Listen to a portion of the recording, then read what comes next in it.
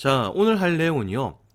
오늘은 성 김대간 안드레아 사제와 성 장하상 바오로와 동료 순교자 대축일입니다. 그래서 너무 당연하게도 순교자분들에 관한 이야기를 해볼까 합니다. 그래서 제목이 이렇습니다. 이 시대의 순교자. 오늘 순교자들을 기억하는 날인데 또 이 시대에 순교를 한다는 것, 그분들을 따라간다는 것, 그분들의 후손이 되어 간다는 것, 어떤 의미가 있을까 한번 떠올려보면 좋을 것 같습니다.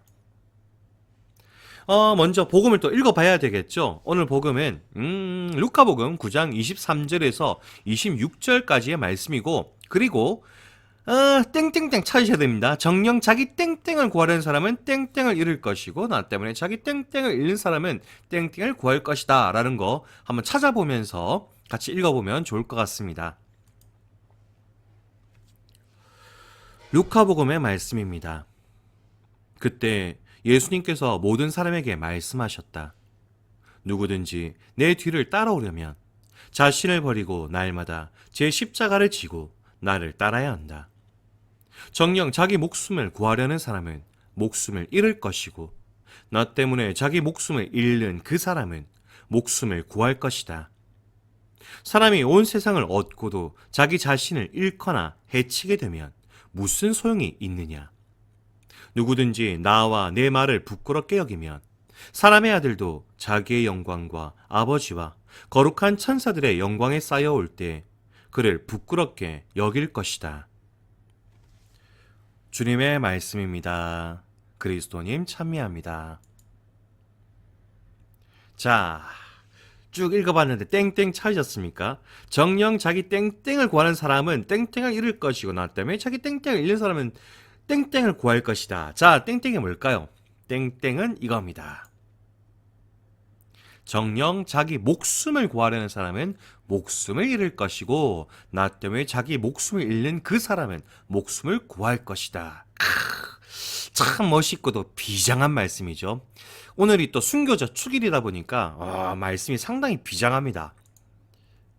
자, 오늘 교리는요. 요 단어들부터 알아보면서 시작해보면 좋을 것 같습니다. 가경자, 복자, 성인. 주보 제일 앞 페이지 보면 나와 있습니다. 가경자, 복자, 성인. 가경자가 뭐냐? 복자가 될 후보자들에게 주어지는 존칭입니다. 그러면 복자는 누구냐? 성인이 되기 전에 복자품을 받으시는데요. 한 지역이나 국가에서 공경을 받는 분들입니다.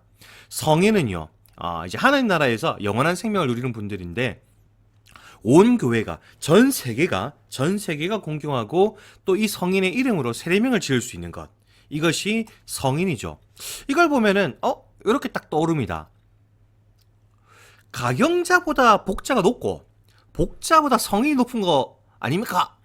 맞습니다. 맞는데, 사실 한국에서는 조금 애매한 게 있습니다. 왜냐면, 이분들은 다 훌륭한 분들이거든요. 그래서 이분들이 훌륭한 것에 어떤 차이가 있느냐라고 하면, 요 문제가 좀 있습니다. 우리나라가요, 70년대, 80년대 때, 한번 떠올려 보십시오. 우리나라가 조금 갑자기 부자가 된 나라지 않습니까? 지금은 굉장히 잘 살고 학문적으로 뛰어난 나라인데, 70년대, 80년대 때는 우리나라가 이제 막 경제 성장하고 막 발전하고 있던 시절이거든요. 그러다 보니까는 역사학이 발달이 좀 덜 돼 있었습니다. 당연히 우리 천주교 역사에 대한 것들도 발달이 안 돼 있었죠. 그러다 보니 이런 문제가 생긴 겁니다. 수많은 성인 성녀들이 있는데, 수많은 순교자들이 있는데 자료가 이 준비가 좀 안 돼 있었습니다. 그래서 우리 지금 103위 성인이 있으시지 않습니까? 이분들은 상대적으로 자료가 빨리 준비됐던 분들이다. 그리고 최근에 복자가 되셨던 126위 이분들은 최근에 이제 자료가 준비된 그런 분들이다 라고 생각하면 좀 좋을 것 같습니다. 그래서 가경자, 복자, 성인 등급이 높은 거 아닙니까? 이게 점점 맞습니다. 맞는데 전부 다 훌륭한 분들이라는 거. 특히 우리나라는 거의 우리나라 성인들은 거의 다 순교자들이십니다. 그러니까 다 순교자들이시거든요. 그러니까 누가 높고 낮고 이런 게 없습니다. 다만 자료가 좀 먼저 주심된 분들이 먼저 성인이 좀 됐고, 이제 자료 준비하고 있는 분들이 가경자, 복자에 머물러 있다 정도로 이해해 주시면 좋지 않을까라는 생각이 드네요. 자, 그러면 오늘 주보의 본령으로 한번 가보죠. 주보 제일 이제 딱 피면이요. 첫 페이지에 나와 있습니다. 한국 천주교회는 1784년 이승원 베드로가 처음에 저기 중국에 가 세례받아 오신 날 연도죠. 1784년 창설 이후에 100년간 모진 박해를 겪었습니다. 이때 많은 신자들이 자신의 신앙을 지키다가 순교했고 그들의 가족과 주변 사람들 또한 먼 곳으로 쫓겨나고 모욕을 당했습니다. 라고 나와 있죠. 실제로 우리나라는 순교자들의 국가입니다. 정말로 많은 분들이 100년간 모질게 신앙을 지켜나갔죠. 그런데 여기서 우리가 질문을 꼭 해야 될 게 있습니다. 이거죠. 왜 당시의 사람들은 천주교 믿는 사람들을 죽였는가? 그리고 왜 이 천주교를 믿었던 분들은 끝까지 그 신앙을 지켰는가? 도대체 왜? 라는 질문을 우리는 꼭 던져야 되죠. 그 답은 요거 여러 가지가 있습니다. 여러 가지가 있는데 사실 답이 많습니다. 그 중에 아주 중요한 답 하나가 요겁니다. 조선시대는요, 아시다시피 신문제입니다. 양반이 제일 위에 왕족이 있죠. 왕족 있고, 양반 있고, 중인 있고, 상민 있고, 노비 있고, 이렇게 신분제 사회였죠. 그냥 사람 위에 사람 있고, 사람 위에 사람 있는 그런 시절이었습니다. 근데 우리 천주교는 어땠느냐? 하느님 밑에서는 모두가 평등하죠. 하느님 안에서는 모두가 형제 자매입니다. 그래서 성당에 오시면 지금도 형제님, 자매님이라고 어른들이 서로 인사하실 때 그렇게 인사하시죠. 왜 그런가? 하느님 아래에서는 모두가 하나님의 자녀고 평등하기 때문입니다. 그러다 보니 조선시대 때는 이게 용납이 안 됐던 거죠. 조선에서는 천주교가 받아들일 수 있는 문제가 아니었던 겁니다.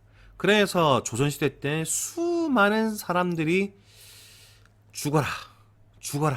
그리고 천주교 민다고 죽어야지 했던 겁니다. 그리고 그 와중에도 수많은 순교자들은 하느님 아래에서 평등한 세상을 꿈꾸면서 지켜나갔던 겁니다. 그게 우리나라의 100년간 목숨을 걸고 신앙을 지켰던 우리들의 선배들이죠. 자, 적으십시오. 별표 땡 치시고요. 하느님 아래서 평등한 세상을 꿈꾸고 지켜낸 이들, 그분들이 바로 우리들의 선배입니다. 바로 여기 끌려가고 있는 이분들이 우리들의 선배들입니다.